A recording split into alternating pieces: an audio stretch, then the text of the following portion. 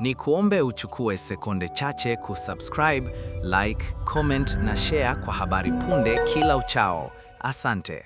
Taarifa iliyotolewa Mei 2, 2026 inaonyesha kuwa Chama cha Demokrasia na Maendeleo Chadema imeendelea kusisitiza msimamo wake kuhusu kesi ya uhaini inayomkabili mwenyekiti wake, Tundu Lissu.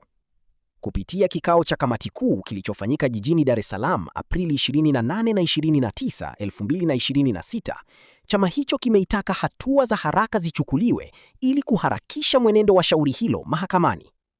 Akizungumza kuhusu maazimio hayo, katibu mkuu wa chama hicho, John Mnyika, ametoa wito kwa Watanzania wanaopenda haki kushiriki katika juhudi za kudai uhuru wa kiongozi huyo. Amesisitiza kuwa kuchelewa kwa hatua za kisheria, hususan kutopangiwa tarehe ya kusikilizwa kwa kesi hiyo, kunazua maswali kuhusu uwazi na ufanisi wa mfumo wa haki.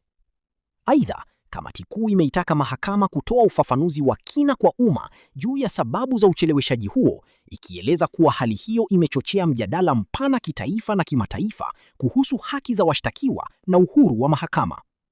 Kwa mujibu wa Chadema, kucheleweshwa kwa mchakato wa haki kunaweza kudhoofisha imani ya wananchi katika utawala wa sheria.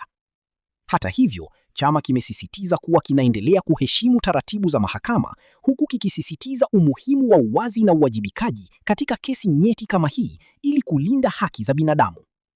Kwa sasa, kesi ya Tundu Lissu inaendelea kufuatiliwa kwa karibu na wadau mbalimbali, ikibeba uzito mkubwa wa kisiasa na kisheria. Chadema imeeleza kuwa itaendelea kufuatilia mwenendo wa shauri hilo na kuhamasisha njia za amani na kisheria katika kudai haki. Ni kuombe uchukue sekunde chache kusubscribe, like, comment na share kwa habari punde kila uchao. Asante.